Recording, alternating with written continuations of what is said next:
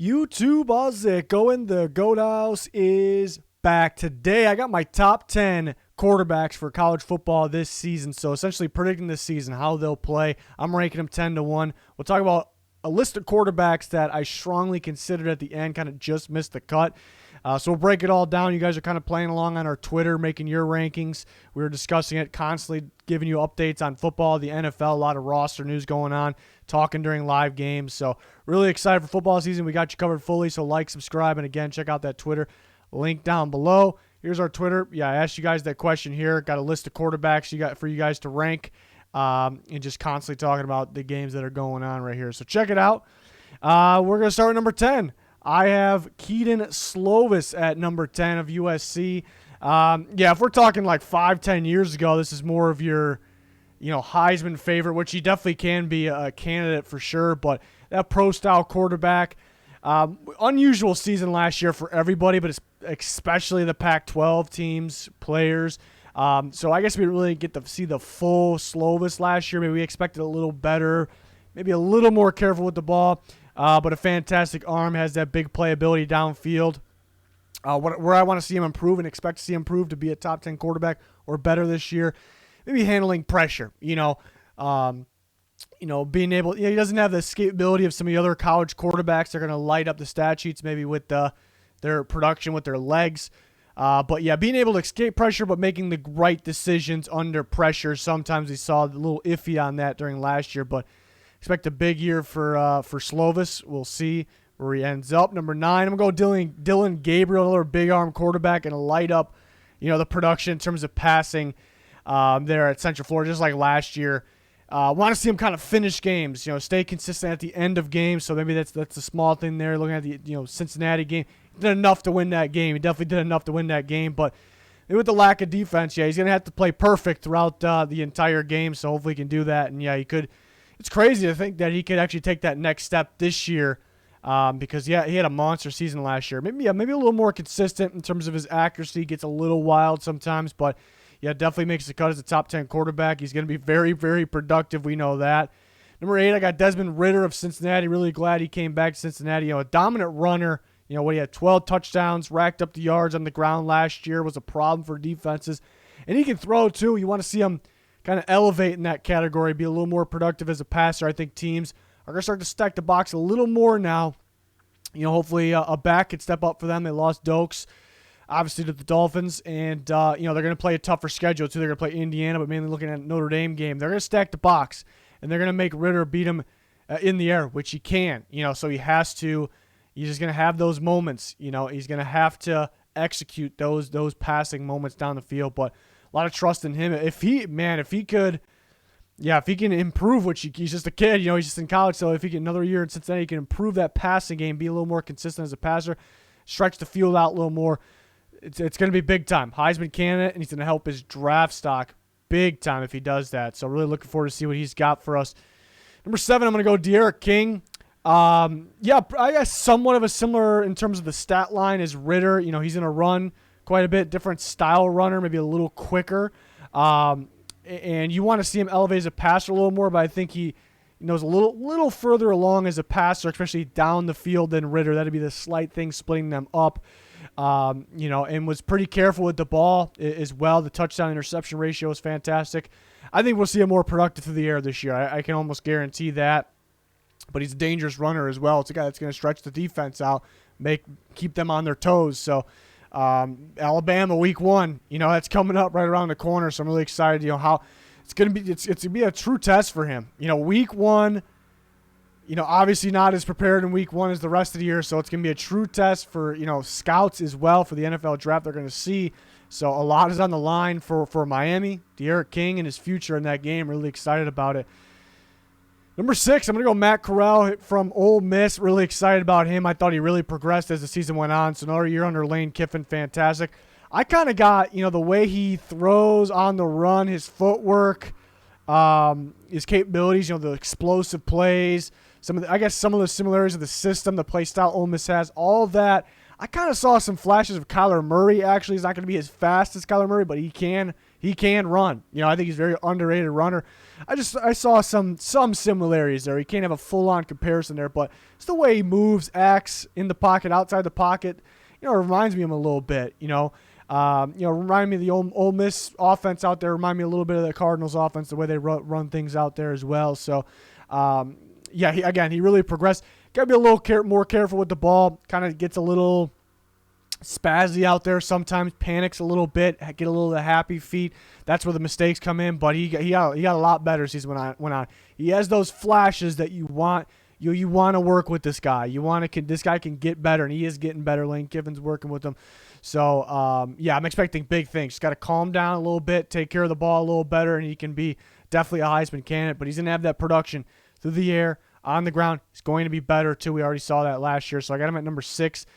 Number 5, I got Liberty quarterback Malik Willis, actually former Auburn Tiger here. People don't realize that guy ran for over 900 yards last year, and he's got a pretty good arm, too. Over 2,000 yards passing, which, that's not the ridiculous numbers. Some of the top guys we're going to talk about, I think he improves that. It's the matter of throwing the ball more, whether it's Liberty's play calls or, him wanting to kind of stay in the pocket a little longer, which he has the capability of that, So I think we'll see him be more effective throwing the ball, but he's already in defense's heads because, he ran the ball well, with quickness, with power as well.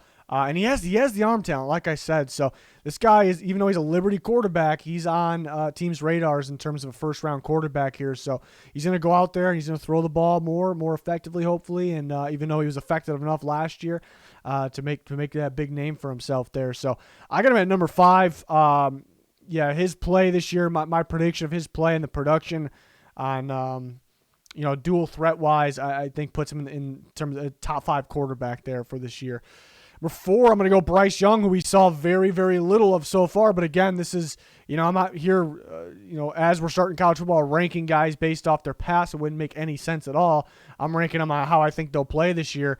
And I think, it shouldn't be a surprise. I've happened to take a look at other quarterback rankings heading the season, and I've seen Bryce Young further down the list, and I'm surprised by that. Like, we know what the Alabama quarterback is going to do. Like, we know he's going to be very, very good. We know that. He's got the offensive line. He has maybe they don't have the weapons as last year. I'm sure some guys will step up. But he's going to be very good, and he might have more of that. I think he will have more of that. It's safe to say more legs than Mac Jones. Will he be as effective as Mac Jones through the air? We saw glimpses of him. He came in, was that Kentucky game. He almost looked better than Mac Jones in that game. Small sample size, but you get my point. It's definitely a Heisman candidate. It would not surprise me if he finished as the best quarterback of college football this year. Wouldn't surprise me. I got him at 4 because there's some damn good ones here, but it wouldn't surprise me. It seems like looking at other rankings, other people's thoughts, it would surprise some other people. I really don't know how that is, but I got him at 4. I got Sam Howell at 3, another guy that could end the season as the number one guy here. Such a big arm, explosive play downfield, big playability downfield as that. Has that home run ability for himself and in his team there. Last year they kind of ran the ball to open up the pass for him, so I want to kind of see him get outside of his comfort zone. There was some times where he would kind of panic under pressure a little bit, kind of didn't know when to throw the ball away, play it safe. So for NFL, I guess you want to see him kind of develop in those categories. He has the arm talent. See him be a little more relaxed, consistent on underneath throws. See what happens when.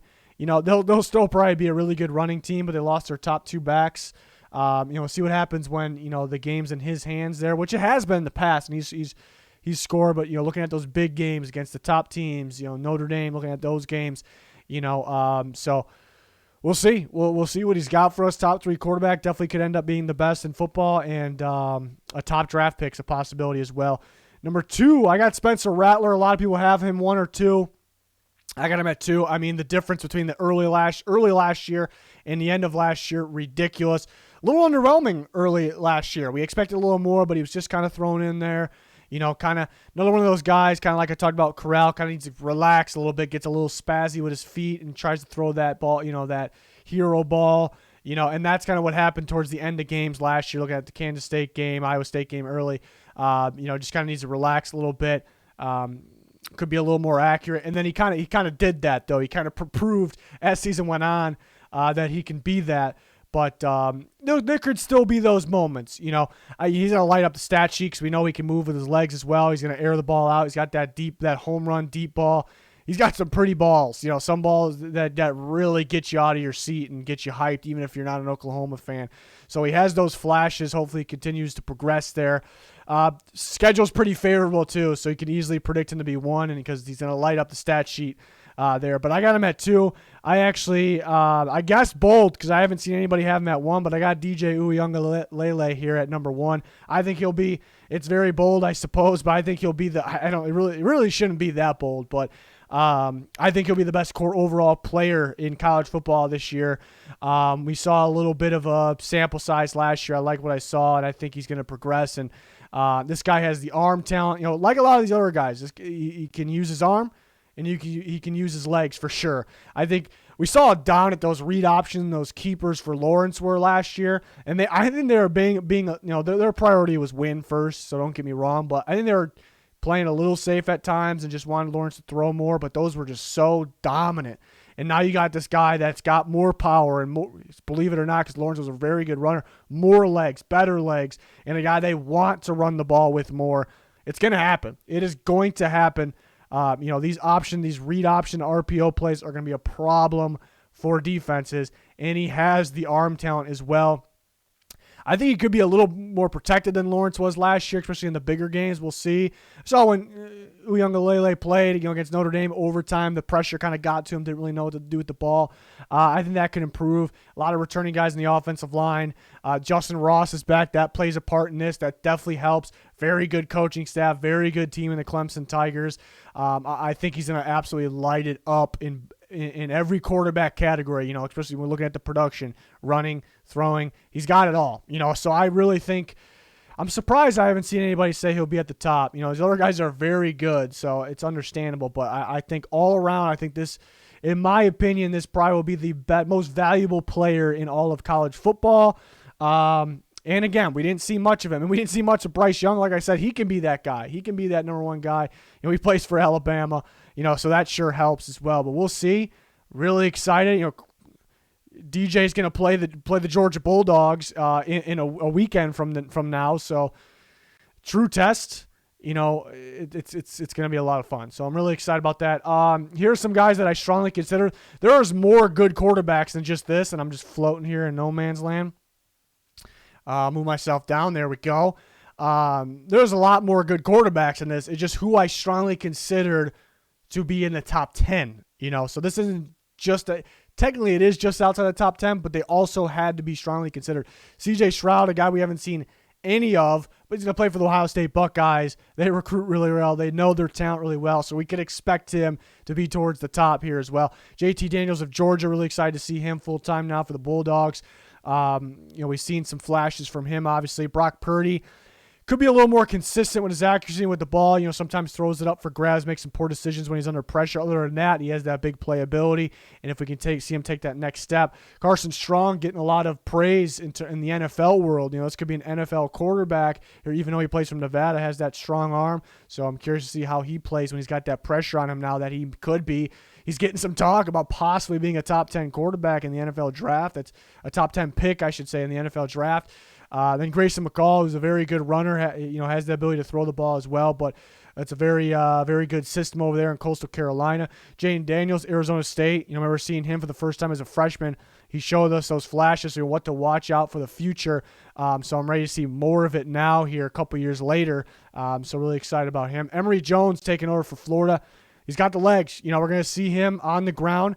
He can throw, too. A little underrated as a passer, but maybe a little more consistent, maybe a little more relaxed as a pocket passer at times. He's not a full-time pocket passer. He's really not going to be labeled at all the pocket passer, but see him be a little more relaxed there, but he's going to run the ball very well. Michael Penix of Indiana, big-time playmaker. I think pretty balanced. And we know he can run, but he can throw as well. Was huge for Indiana when we saw him. That was a sneaky team because of the talent at the quarterback position that they had. So that's another guy considered. Again, there's a long list of good quarterbacks that are probably just outside this list. Those guys I just didn't really consider they're not top 10 guys, but there'll be surprises out there. There's been some new faces out there. So for sure, so let me know your guys' thoughts in the comments. We're already talking about it on Twitter. We got constant football talk there, a lot of NFL news there and on our channel here. So make sure you like, subscribe, turn notifications on so you don't miss anything. We got an insane amount of content always, but here we in this football season here. So join us for that. It'd be much appreciated. But that's going to do it for this one. Thanks for watching. Goodbye.